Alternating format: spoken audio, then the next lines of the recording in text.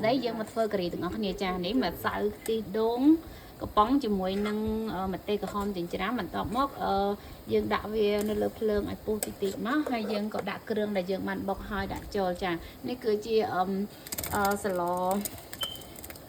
cà rí na đây nè bà đài dương ấp đặt là miệt tê cha ở nơi cái nông kêu là dương bóc nên sọc rồi sao rùm đến và hóm cái tấm gió hay anh ấy cà ri pa tới mà anh ấy cà ri pa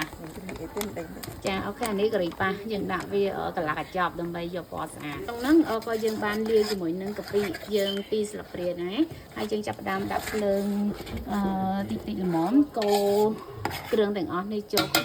sọc kêu lỏ cứ dừng đã ngao với hay dừng cha đã sờ sạch món sờ hay dừng vô màu chả liêng tật liêng cho mọi ngườiต่อពីស្រោហើយយើងយកសាច់មាន់ហ្នឹងមកលាងទឹកក្តៅម្ដងទៀតដើម្បីឲ្យស្អាតហើយវាមិនមានក្លិនមាន់វាធ្វើឲ្យមាន់យើងមានក្លិនឈ្ងុយល្អ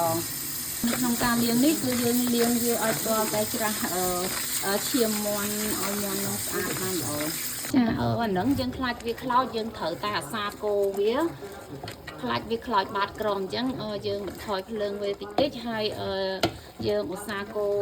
វាតិចតិចមើលខ្លាចវាក្រាំងខ្លោចបាតក្រោមហើយក្នុងការគោនេះក៏យើងគោតិចតិចព្រោះតែគ្រឿងហ្នឹងគឺឡើងក្រៀមហើយឡើងឈ្ងុយបានល្អពីគ្រឿងរបស់យើងឡើងឈ្ងុយល្អហើយឡើងក្លិនល្អពណ៌ល្អយើងក៏ចាក់សាច់មាន់ដែលយើងបានស្ងោរទុកហើយលាងទុកហ្នឹងដាក់ចាក់ចូលក្នុងគ្រឿងដែលយើងបានរងាស់ចូលហ្នឹងក៏ពីដាក់សាច់មាន់ចូលហ្នឹងណាយើងនៅចាប់ដើមក៏នៅតែកូរវាដែរភ្លើងយើងដាក់មកល្មមចាយើងត្រូវតែកូរវាដើម្បីឲ្យវាចូលជាតិបានល្អដាក់ម្សៅ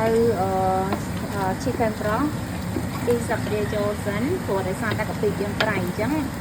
យើងដាក់វាឲ្យចាំយើងភ្លក់វាតាមក្រោយបាត់ក្របវាឲ្យរងាស់វាទុកមួយអន្លើសិនមកពេលដែលចូលជាតិបានល្អហើយក៏យើងក៏ចាប់ផ្ដើមចាក់ទឹកចូលពីចាក់ទឹកហើយកូរសាច់នឹងហើយយើងក៏បាត់កម្របវាទុកវាឲ្យពុះល្អក្រសាឡូការីនេះគឺយើងដាក់ថ្ងៃនេះគឺយើងមានដាក់តែដំឡូងបារាំងហើយនិងខ្ទឹមបារាំងតែយើងកំពុងតែដាក់ឲ្យវាពុះ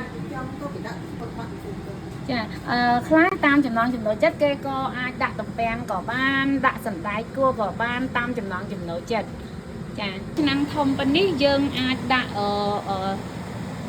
ក្នុងការីរបស់យើងគឺ660នេះអាចដាក់2កំប៉ុងបើសិនជាអ្នកដែលចូលចិត្តតិចច្រើនក៏អាចដាក់បាន3កំប៉ុងដែរពីការីយើងពុះហើយយើងក៏ចាប់ផ្ដើមដាក់បន្លែជើងចូលទៅក្នុងសម្លការីចានៅក្នុងនេះយើងគ្រាន់តែដាក់បន្លែហើយយើងភ្លក់មើលតាមចំណង់ចំណូលចិត្តយើងបើភ្លើងតិចចាដើម្បីឲ្យបន្លែហ្នឹងហើយនឹងនេះយើងចូលគ្រឿងបានល្អភ្លក់តាមចំណង់ចំណូលចិត្តចាសម្លការីយើងថ្ងៃនេះរួចរាល់ជាការស្រេចអូខេអរគុណជម្រាបលាបងប្អូន